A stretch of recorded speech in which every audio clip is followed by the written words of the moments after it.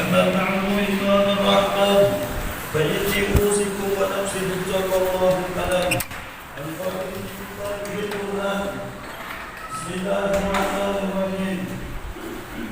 في آية بينة الأخوة إبراهيم ومن دخله كان آمنا ولله على الناس الجنة من فرع إلى سبيله ومن كفر فإن الله غني عن العالمين. Masyarakat muslimin dan jemaah kita yang dirahmati Allah, takwa adalah sebaik-baik bekal untuk meraih kebahagiaan abadi di akhirat.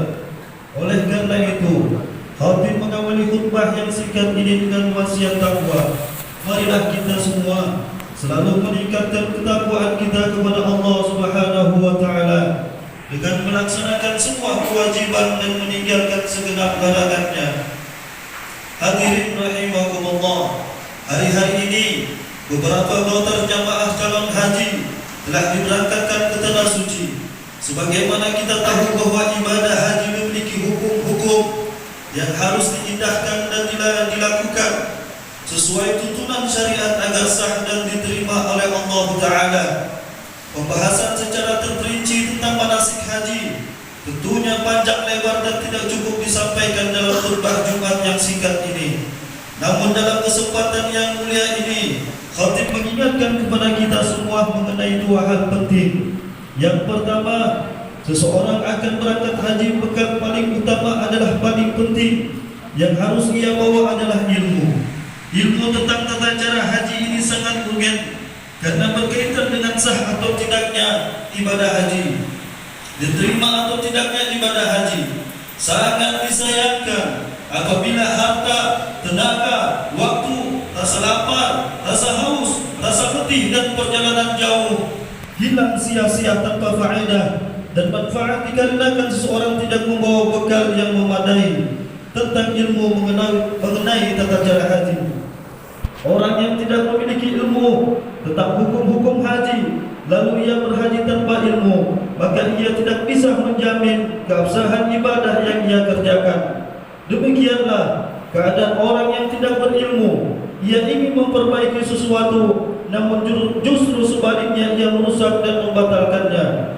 Masyarakat muslimin rahimakumullah, banyak orang yang mengatakan, jika aku pergi haji maka aku akan melihat apa yang dikerjakan orang lain, lalu aku meniru apa yang mereka lakukan.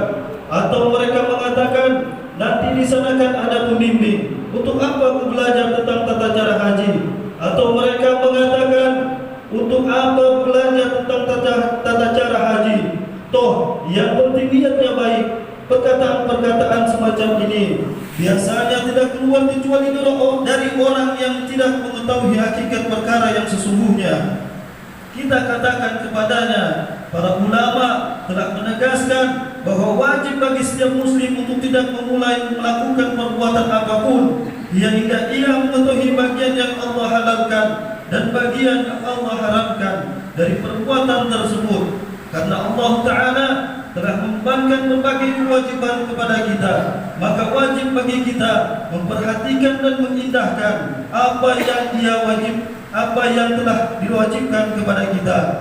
Makna kaidah ini bahwa orang yang mulai melakukan ibadah tentu atau bentuk transaksi muamalat tertentu tanpa ilmu, maka ia telah bermaksiat kepada Allah.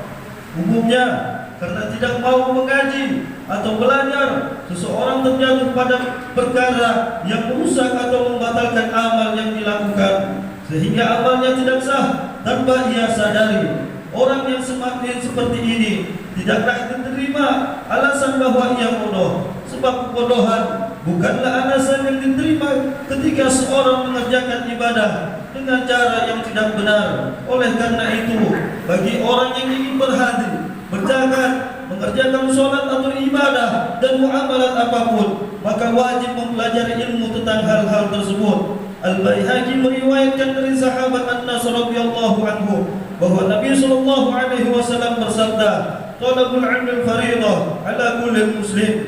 Ya, artinya menuntut ilmu agama yang pokok adalah wajib bagi setiap muslim dan muslimah. Hadis riwayat Al-Baihaqi. Masyarakat muslimin jamaah Jumat yang dirahmati Allah Subhanahu wa taala. dikarenakan mengabaikan ilmu dan tidak mengetahui tata cara ibadah sebagaimana mestinya. Banyak orang yang sholat dan puasanya tidak sah. Baginda Nabi Muhammad SAW bersabda dalam hadis sahih, "Rubbu sha'imun laysa lahu min siyamihi ilal ju', wa rubbu qasim laysa lahu min qiyamihi ilal sahar." Betapa banyak orang yang berpuasa namun tidak memperoleh apapun dari puasanya kecuali rasa lapar, dan betapa banyak orang yang melakukan sholat malam namun tidak memperoleh apapun dari sholat malamnya kecuali rasa letih karena begadang. Hadirin jamaah sholat Jumat yang dirahmati Allah. Yang kedua, Allah telah mengkhususkan ibadah haji dengan keistimewaan yang tidak diberikan pada ibadah-ibadah lainnya, yaitu ibadah haji dapat menghapus dosa-dosa besar dan dosa-dosa kecil. Diriwayatkan dari Abu Hurairah radhiyallahu anhu bahwa Rasulullah sallallahu alaihi wasallam bersabda, "Man hajja falam yarfus wa lam yafsuq raja'a kayawma waladatu ummuhu." Artinya, barang siapa yang berhaji lalu tidak bersetubuh selama masih dalam rangkaian ibadah haji dan tidak melakukan dosa besar, maka ia akan kembali bersih dari dosa-dosanya seperti saat dilahirkan ibunya. Hadirin jemaah Jumat yang dirahmati Allah Subhanahu wa taala, syarat agar haji seorang menghapus seluruh dosa dan menjadikan bersih dari dosa seperti saat dilahirkan oleh ibundanya adalah niatnya harus murni dan ikhlas hanya karena Allah semata, tidak dicampuri dengan tujuan meraih pujian dan kepentingan duniawi. Juga disarankan harta yang menjadi bekal hajinya adalah harta yang halal. Penting juga disampaikan bahwa ampunan dari semua dosa tersebut tidak berarti bahwa orang yang berhaji otomatis terbebas dari sangkutan hak orang lain. Jadi orang yang memiliki tabungan atau sangkutan hak sesama manusia, maka ia wajib mengembalikan hak itu kepada pemiliknya atau meminta halalkan dan dimaafkan oleh pemiliknya. Sangkutan hak sesama hamba itu tidak akan gugur dengan ibadah haji. Diriwayatkan dari Abu Hurairah radhiyallahu anhu bahwa Nabi sallallahu alaihi wasallam bersabda yang artinya, barang siapa yang memiliki kezaliman terhadap saudaranya pada harga dirinya atau sesuatu yang lain, maka hendaklah ia halalkan darinya di hari ini sebelum tidak lagi bermanfaat dinar dan dirham. Jika ia memiliki amal soleh, maka akan diambil darinya amal soleh tersebut sesuai dengan kadar kezalimannya. Jika ia tidak memiliki kebaikan-kebaikan, maka diambil dari keburukan-keburukan orang yang dizalimi lalu ditimpahkan kepadanya. Hadis riwayat Al-Bukhari. Demikian pula ibadah haji tidak menggugurkan tanggungan kewajiban yang ditinggalkannya seperti sholat dan lainnya. Diriwayatkan dari Anas radhiyallahu anhu bahwa Nabi sallallahu alaihi wasallam bersabda, "Man nasiya sholatan falyusalli idza dzakaraha la yukaffaru laha illa dzalik." Barang siapa lupa melaksanakan sholat, maka hendaklah ia mengerjakan saat ia ingat hal itu. Tidak ada denda berkaitan dengannya kecuali hal itu, mengerjakan sholat yang ditinggal karena lupa. Hadis riwayat Al-Bukhari. Jika sholat 5 waktu yang ditinggalkan karena lupa saja wajib diqadha, lebih-lebih lagi sholat 5 waktu yang ditinggalkan karena sengaja atau karena malas. Masyarakat muslimin rahimakumullah, demikian khutbah yang singkat ini pada siang hari ini yang penuh keberkahan ini. Semoga menjadi ilmu yang bermanfaat dan dapat kita amalkan bersama. Kita doakan semoga seluruh jemaah haji dapat menjalankan ibadah haji dengan baik dan sempurna.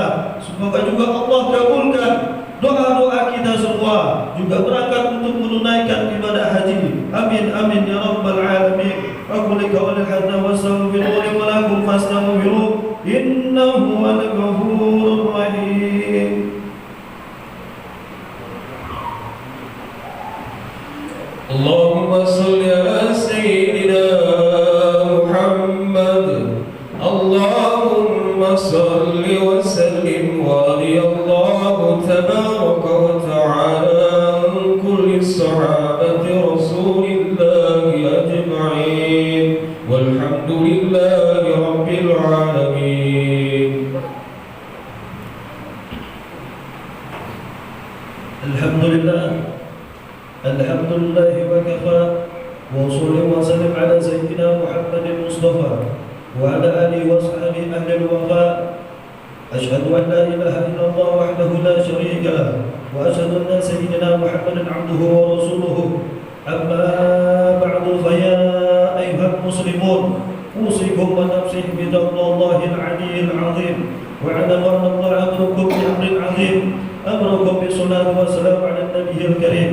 وقال الله تعالى: إن الله وملائكته يصلون على النبي يا أيها الذين آمنوا صلوا عليه وسلموا تسليما. اللهم صل وسلم وبارك عليه. اللهم صل على سيدنا محمد وعلى آل سيدنا محمد كما صليت على سيدنا إبراهيم وعلى آل سيدنا إبراهيم، وبارك على سيدنا محمد وعلى آل سيدنا محمد كما باركت على سيدنا إبراهيم وعلى آل سيدنا إبراهيم في العالمين إنك حميد مجيد. اللهم اغفر للمسلمين والمسلمات والمؤمنين والمؤمنات الأحياء منهم والأموات. اللهم ادفع عنا البلاء والغلاء والوباء والفحشاء والمنكر والبغي والسيوف والمختلف والسدائر والمحن ما ظهر منها وما بطن من بلدنا هذا خاصة ومن بلدان المسلمين عامة، إنك على كل شيء قدير. ربنا آتنا في الدنيا حسنة وفي الآخرة حسنة وقنا عذاب النار، والحمد لله رب العالمين. عباد الله، إن الله يأمر بالعدل والإحسان وإيتاء ذي القربى وينهى عن الفحشاء والمنكر والبغي يعظكم لعلكم تذكرون. واذكروا الله العظيم يذكركم، ولذكر الله